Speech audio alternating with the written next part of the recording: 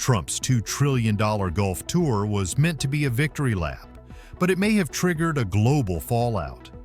While he struck flashy deals with Saudi Arabia and Qatar, Canada quietly walked away from decades of U.S. trade ties. No headlines, no warnings, just a bold pivot to Asia and Europe. Now America's auto industry, EV supply chains, and even your next car price could be at serious risk. This is the backlash no one saw coming. Trump's recent Gulf tour made headlines around the world. He claimed to have secured over $2 trillion in deals with countries like Saudi Arabia, Qatar, and the UAE. On paper, it sounds massive. $600 billion from Saudi Arabia, $243 billion from Qatar, and $200 billion from the UAE, according to Bloomberg's May 2025 report. These deals promise investments in defense, energy, infrastructure, and even AI technology. But here's the catch. Most of them are just memorandums of understanding, not legally binding contracts. In other words, they are promises, not guarantees. Experts are already raising red flags. Brookings Institution analysts say the deals look flashy but lack real substance. This isn't the first time either. Back in 2017, Trump announced a $450 billion deal with Saudi Arabia, and most of it never happened. Now, critics worry this could be another round of political PR with no real follow-through. Senator Elizabeth Warren even called the tour a mile-wide handshake with inch-deep results. And while Trump celebrated handshakes and headlines, economists are asking, where are the actual factories, jobs, and supply chain upgrades? Because if these deals fall apart, it won't just be a foreign policy issue, it could hurt U.S. industries that rely on real trade flows, especially in tech and auto manufacturing. So is this a headline win, or just another deal that sounds big but goes nowhere? We'll soon find out, but one thing's already clear. The world is watching, and so are America's closest allies. While Trump was shaking hands in the Gulf, Canada was making a quieter but far more strategic move.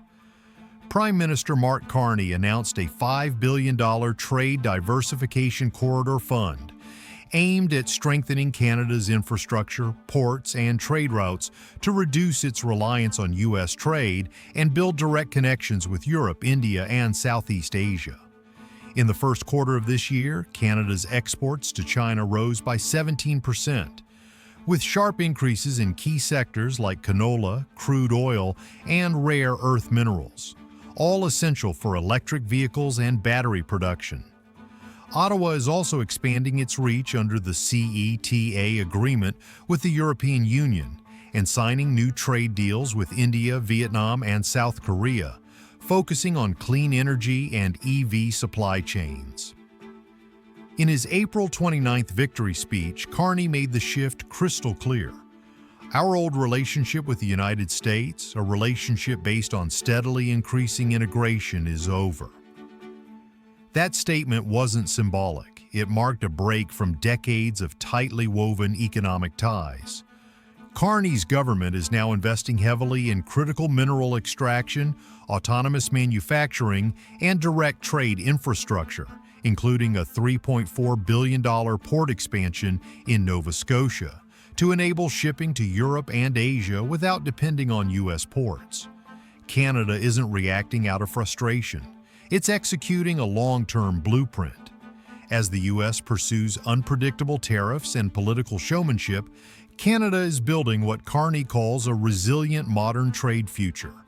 And that pivot could reshape not just Canadian strategy, but the entire supply chain for North American EVs, auto parts, and energy. As trade tensions rise and Canada distances itself from U.S. supply chains, the auto and electric vehicle industry is already feeling the impact. What used to be a seamless flow of parts and materials across the U.S.-Canada border is now turning into a logistical nightmare. In May 2025, GM's Oshawa plant in Ontario laid off more than 700 workers, citing U.S. tariffs and trade instability as key reasons. Stellantis, another major automaker, paused its $1.2 billion EV battery expansion plan in Windsor, stating that shifting U.S. policies have created unacceptable financial risk. Canada provides many of the critical minerals, like lithium, nickel, and cobalt, that power EV batteries. These resources often move across the border multiple times before ending up in a finished car. But with the U.S. now placing tariffs on Canadian aluminum, battery components, and steel, the supply chain is grinding down.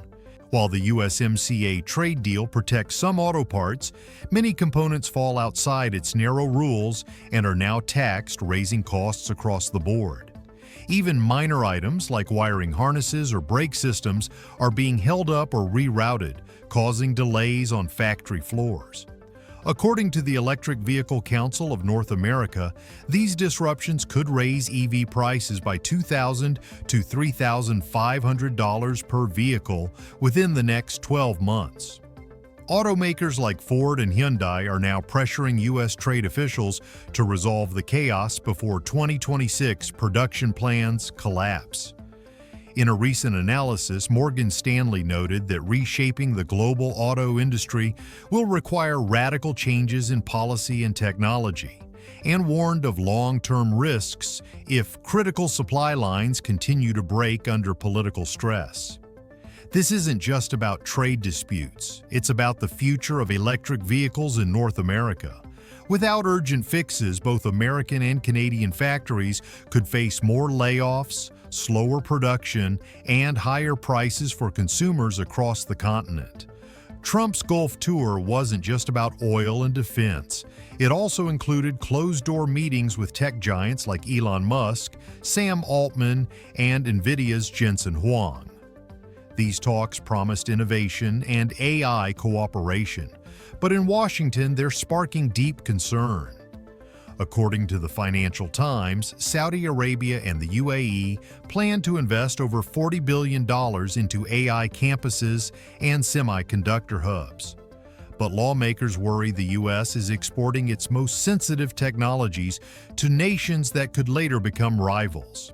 Tensions peaked when reports revealed that Qatar gifted Trump a Boeing 747-8, raising legal questions under the Emoluments Clause, which bars presidents from accepting foreign gifts.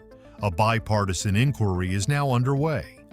Meanwhile, Canada is taking a different path, forming secure tech partnerships with Germany, Japan, and South Korea.